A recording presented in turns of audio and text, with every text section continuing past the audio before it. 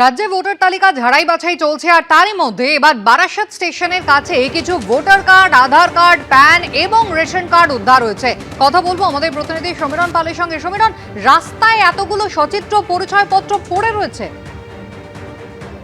হ্যাঁ দেখো কুসুমিতে, এই ব্যাপারে এখনো পর্যন্ত কোনো সদুত্তর পাওয়া যায়নি। গতকাল সন্ধ্যায় উদ্ধার হয় এবং তারপরে বারাসাত জিআরপির পক্ষ থেকে সেগুলো উদ্ধার করে নিয়ে যাওয়া হয়েছে।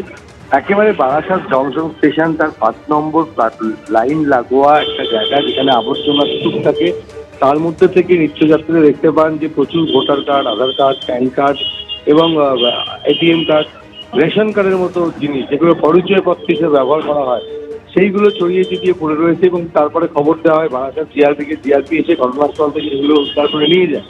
এবং এই ঘটনাকে কেন্দ্র করে চাঞ্চল্য ছড়িয়ে পড়ে এবং বিজেপির পক্ষ থেকে স্পষ্ট অভিযোগ করা হচ্ছে, যেহেতু রাজ্যে এসআইআর চালু হয়েছে এবং শাসক দল বেআইনিভাবে প্রচুর পরিচয়পত্র জাল তৈরি করা হয়েছিল এবং সেইগুলোই ফেলে রাখা হয়েছে বলে বিজেপির অভিযোগ।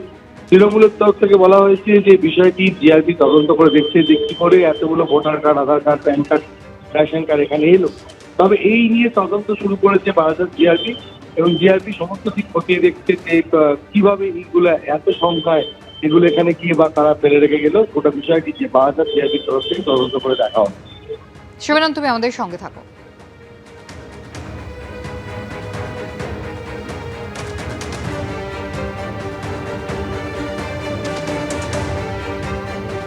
অন্যদিকে কমিশনের করা ডোজের পরেই আমরা দেখতে পাচ্ছি মাত্র 4 দিনে মৃত্যুহীন বুথের সংখ্যা নেমে দাঁড়ালো মাত্র 7টিতে। প্রথমে আমরা দেখেছিলাম যে 2208টি ছিল মৃত্যুহীন বুথের সংখ্যা, সেখান থেকে 480, তারপরে 29, আর কমিশনের রিপোর্ট চাইতে মৃত্যুহীন বুথের সংখ্যা এবারে নামলো মাত্র 7টিতে। বিস্তারিত জানবো, কথা বলবো আমাদের প্রতিনিধি রুমা পালের সঙ্গে। রুমা, দেখো, এই সংখ্যা অবশ্যই সাতে নেমেছে এবং সেক্ষেত্রে কমিশন মনে করছিল যে এই সংখ্যা কিন্তু একেবারে শূন্যতে নামবে। কারণ যখন 2208টি বুথ যেটা আইডেন্টিফাই করা হয়েছিল, যেখানে কোনো ডেড ভোটার্স নেই বা শিফটেড ভোটার্স নেই, ট্রান্সফার্ড ভোটার্স নেই, তারপরেই কিন্তু রিপোর্ট চাওয়া হয়েছিল সমস্ত জেলা নির্বাচনী আধিকারিকদের থেকে। এবং সেক্ষেত্রে দেখা যাচ্ছে পরপর আমরা দেখতে পাচ্ছি 2208 থেকে 480 এবং 480 থেকে 29, এবং এখন কিন্তু সে সংখ্যা দাঁড়িয়েছে 7টি মাত্র বুথ রয়েছে যেখানে এই ধরনের পরিস্থিতি, যেখানে ডেড ভোটার্স নেই বা যেখানে শিফটেড ভোটার্স নেই বা ডুপ্লিকেট নেই বা অ্যাবসেন্টি নেই।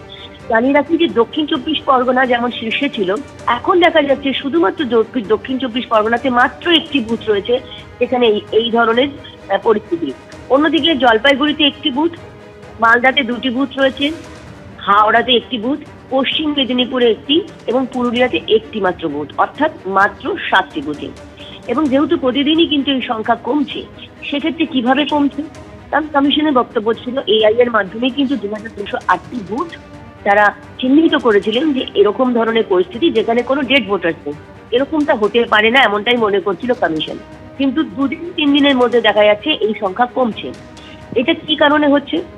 তাহলে কি এটা ত্রুটি ছিল, কোনো ভুল ছিল, নাকি ইচ্ছাকৃত ছিল? সেই সব প্রশ্নই কিন্তু কমিশনের কাছে রাখা হয়েছিল। যদিও কমিশন পুরো খোলাসা করে বলতে চাইনি, কিন্তু এটাও ঠিক কোথাও কোনো ভুল ছিল, এমন হতে পারে কোথাও। এবং তারপরেই আমরা দেখলাম যে লাফিয়ে মৃত্যুহীন বুথের সংখ্যা নামলো মাত্র 7টিতে।